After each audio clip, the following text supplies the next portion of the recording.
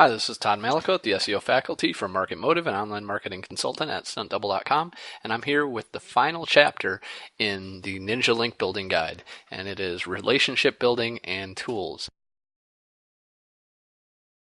So we're going to look at why tools and relationship building is important to this link building or Pescar process. We're on the home stretch here. We made it through all of these. You've seen lots of phishing pictures and learned lots about how link building is like phishing, as well as just learned a lot about link building in general, how to create a link development process, how to educate your organization on link equity and what that means, how to prospect for links, how to do some competitive backlink analysis and get those most important links first, how to approach people once you have those prospects, and finally we're going to talk just a little bit more about the tools for link building and building some of those relationships.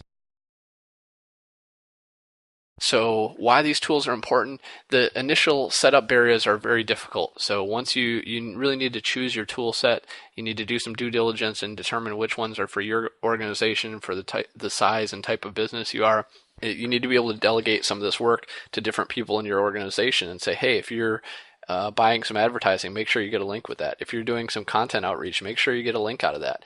And being able to get everybody on the same page with that equity education and understanding just what the value of a link is. This is really important to your team as a whole when it comes to your SEO strategy. If there's people pulling in different directions, you're never going to have a really successful campaign because you have your PPC people and your SEO people and your social media people not working together, or your public relations people. And if you can develop a tool set that everybody uses and everybody understands that, hey, these links are valuable to us, you're working on the same page, you're going to optimize your existing links, and following up and keeping those relationships alive is really important. So the way that you do that is with link relationship management tools, something like a CRM for link development. You can do this with something as simple as Google Docs and Excel, but you might have people in your organization contact the same people twice. So you really need to be able to check that beforehand so that you're not doing outreach to the same people over and over and over and kind of upsetting people based on your approach there. Basecamp can work for this. Raven SEO Tools is probably my favorite. BuzzStream has gotten some really, really great reviews. iAcquire has been very successful with using them. LinkDex is a newer player in the market, has some really, really fantastic functionality that I showed a little bit earlier. So you're going to have to determine which of these you can budget for and which of these is going to be most effective. Most of them have free trials that you can use to try to persuade the organization to which of these you'll be using.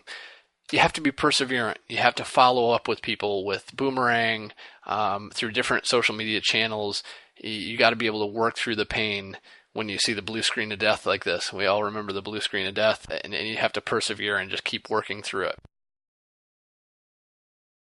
When you're getting those links, when you do have a successful link request, you need to try to get some co-citation out of it. If I'm getting a link for a college education website doing lead generation, I want the Department of Education to be close to that link too. Or I want some of the colleges to be close to that link too. I want to be put on that page with very, very credible other links, and that's what we call co-citation. So co-citation is going to help the value of that link. Your anchor text and what your link says is going to help your link and help your website and help get the most out of those links. Pre-sell pages can help with getting the most out of those links. The placement, or just using run a site links as a tool for that anchor text. Understanding all of these concepts and negotiating that in each individual circumstance when you're doing your link acquisition is important to the relationship with the people you're getting links from, as well as to your own website and getting the most out of those links. So as I mentioned before, Boomerang is a great tool for following up and saying, hey, if I don't hear back in a week, send these people an email back, or don't if I do hear from them. Make sure you live up to your promises. A promise made is a debt unpaid, as they say. And always pay on time if you're purchasing advertising or doing business development. Make sure you know and respect the duration of the contract, the renewal terms, so you can go back and pay for those again if you're buying advertising. Make sure that they're not doing no follow, that they're not using robots.txt or JavaScript redirects, because you really want to get that link equity out of those links. So you need to be able to double check these things and make sure that they're living up to their promises as well. So those ad placements and where you're featured is going to be important. You have to think of link building as PR these days. These really are PR specialists. They're representing your business. They're representing your brand. If they're out there asking to do link buys, you're going to get yourself in trouble really quick. It's strategic ad buying or outreach or business development. I'm almost afraid to call it link development anymore because it so often gets associated with just straight up buying links. Remember, asking for a link is like asking to do business. So I'm not going to go through all these tools individually. We covered most all of them. These are the ones that we covered. These are the ones that I definitely approve of and have used myself and have had really great luck with. Really great people that own most of these companies. I know a lot of them personally, and they just have some fantastic value for when you're doing that link outreach. Some more tools that I've tested less, but certainly work with.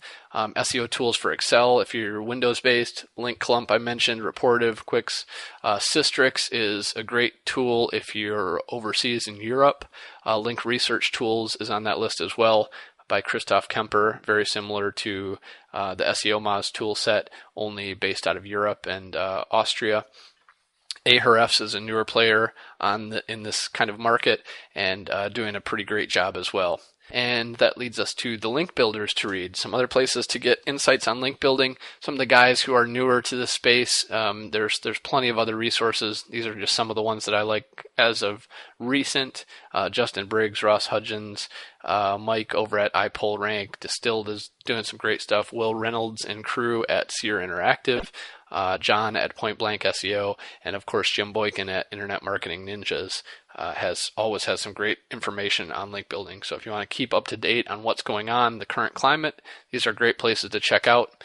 Some resources that we had mentioned based on advanced operators and just some other resources that were used for this presentation. Taylor Pratt has a nice competitor analysis slide that I grabbed an idea or two from for this presentation and just liked in general. And then the SEO Moz Professional's Guide to Advanced Search Operators when we talk about all in anchor and all in text. And when you're creating some of those creative queries, these are some of the places to study to understand that information. So after all this, we should be able to answer these questions. Some actionable exercises. You should be able to go out and understand the 12 link types.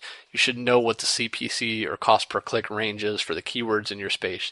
You should be able to write an email to your clients, to your vendors, even to your competitors, and request a link and have something to offer and know what you can offer, know what type of content you can create. You need to be able to answer these questions to really have a good link acquisition strategy. So finally, the takeaways for all 7 parts in the series. We know now why links are still important. We learned the PESCAR process or the PESCAR strategy, which is so important to understanding the overall process of link building.